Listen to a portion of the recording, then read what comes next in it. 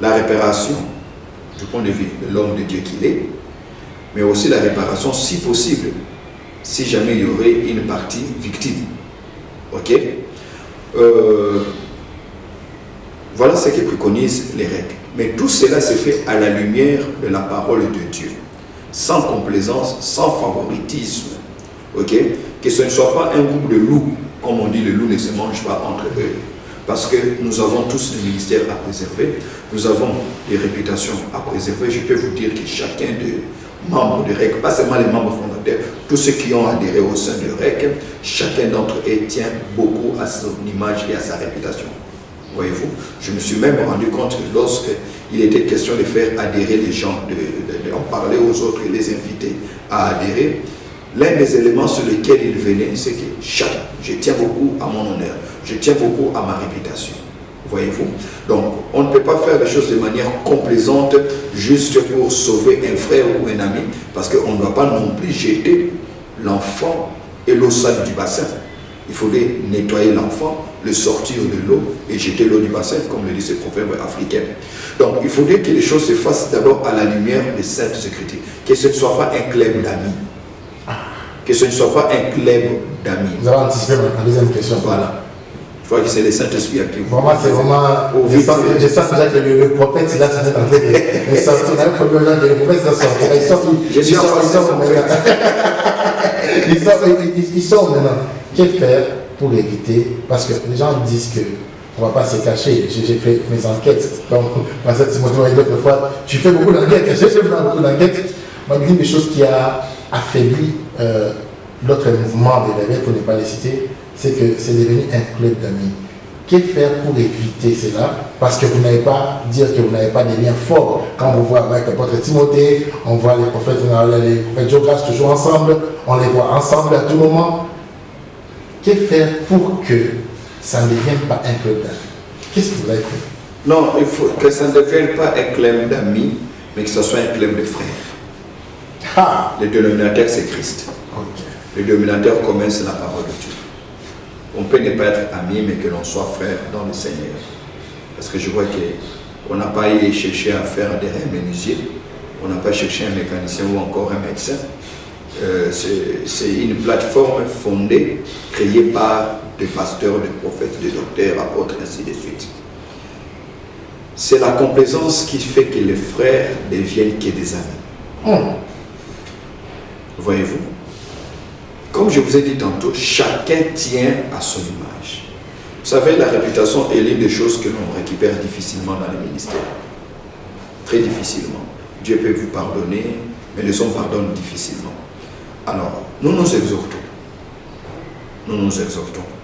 Nous veillons les uns aux côtés des autres pour dire ça, il ne faudrait pas badiner là-dessus. Mais aussi, nous appelons chacun à être un modèle de conduite pour les autres. Pas seulement pour les membres du REC, mais aussi pour les autres.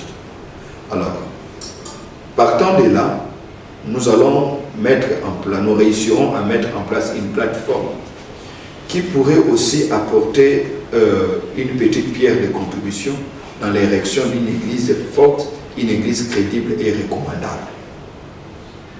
Et pour cela, les règlements d'ordre est élaboré sans tenir compte de qui nous sommes. Et nous bénissons Dieu parce que mettre en place ces règlements intérieurs a nécessité beaucoup de débats, beaucoup de discussions. Qu'est-ce que nous sommes habilités à faire, qu'est-ce que nous ne sommes pas habilités à faire? Parce qu'il y aura des situations où c'est la justice qui pourrait par exemple trancher, ce qui ne serait peut-être pas à notre niveau de compétence. Mais à quel degré d'accompagnement va se limiter notre effort, excusez-moi.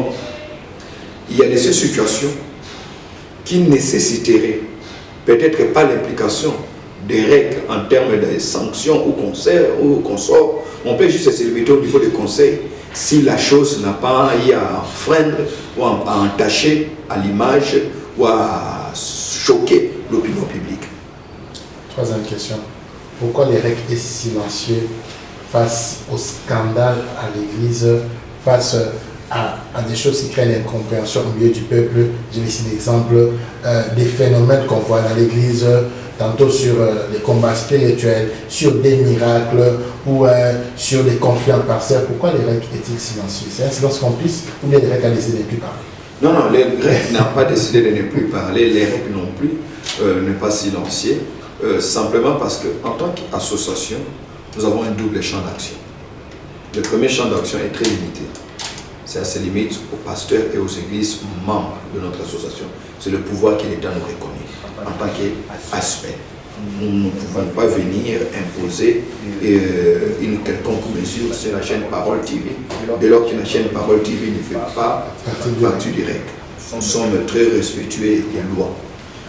Deuxième possibilité, deuxième champ d'action, l'extension, c'est en tant qu'une voix de l'Église. Le REC n'est pas silencieux sur ce point. Moi-même, plus d'une fois, je suis monté au créneau pour condamner X ou Y comportement.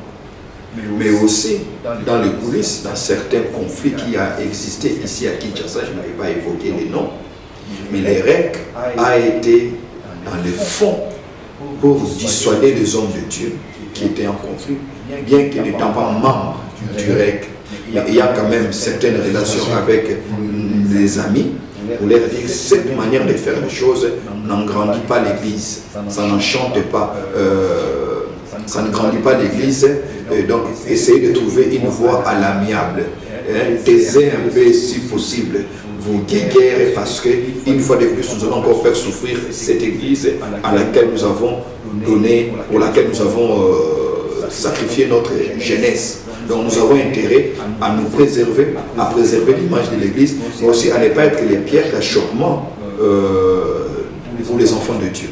Donc les REC ne restent pas silencieux. Mais les REC n'a peut-être pas adopté une formule extravagante, matuvisme pour dire voilà nous faisons. C'est pas comme ça que les REC.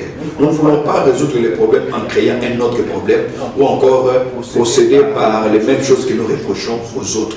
Je pense que si les gens peuvent trouver, on peut se rendre compte qu'ici il y a une accalmie qui a été trouvée parce que nous sommes aussi impliqués, nous bénissons le Seigneur.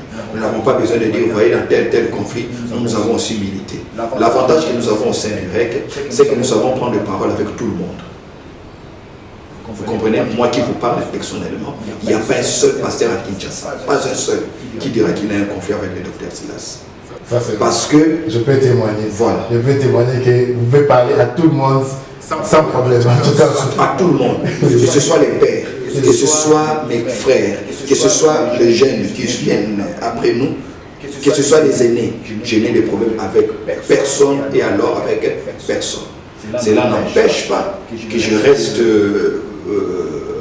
attaché à mes valeurs, mais je sais comprendre la différence qu'il y a entre un acte qui a été posé, un acte qui a souillé l'image de l'Église et l'individu qui a posé cet acte-là.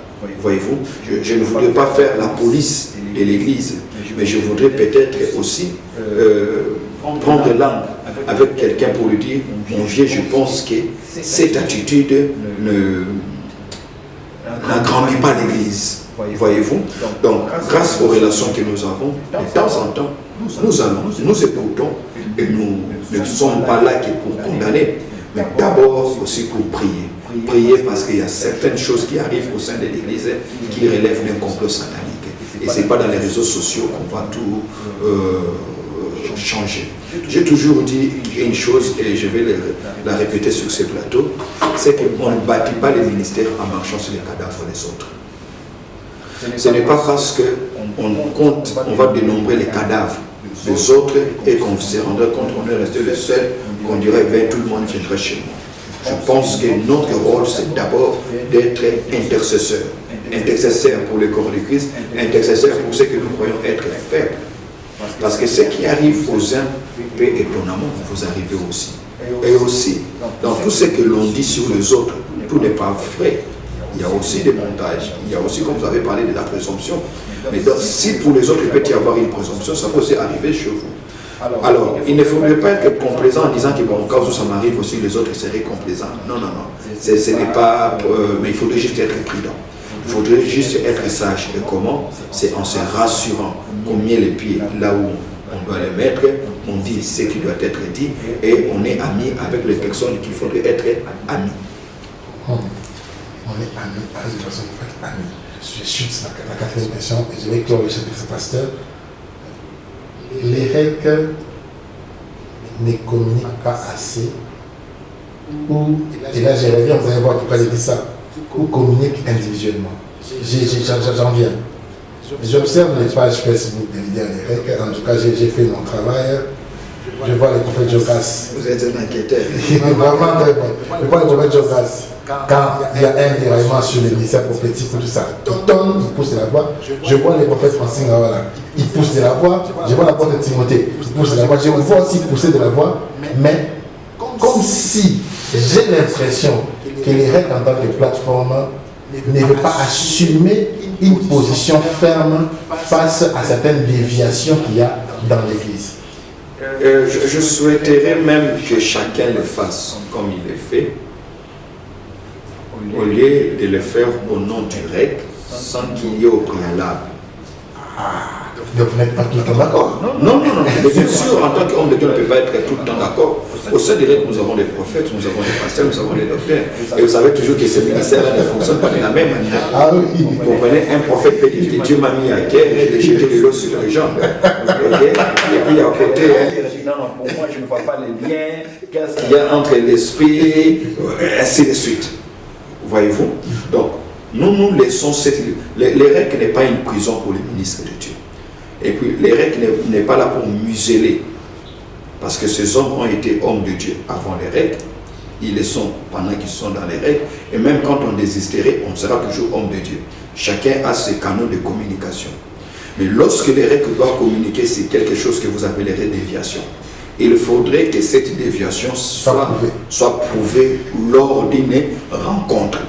Ok? Et même quand on n'est pas tous sur place. Je dirais même polémique, parce qu'il y a une déviation qui démontre le contraire. Polémique, voilà. Sujet à polémique. Ah bon, déjà, sujet à polémique, moi personnellement, je n'aime pas. Personnellement, sujet à polémique, je débat doctrinal. Appelons ça comme ça. Débat doctrinal. Oui, mais débat doctrinal, il faudrait que nous, en interne,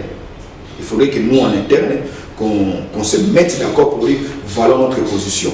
Et ça aussi, justement, ça ne vous sent pas sur ça. Vous laissez les peuples dans l'ignorance. Vous laissez sans ignorer que les derniers mois ont été vraiment mouvementés par plusieurs choses qui se passent dans la vie. Parce que justement, nous ne voulons pas aussi tomber dans ces pièges de récupérer les choses qui se disent dans les réseaux sociaux.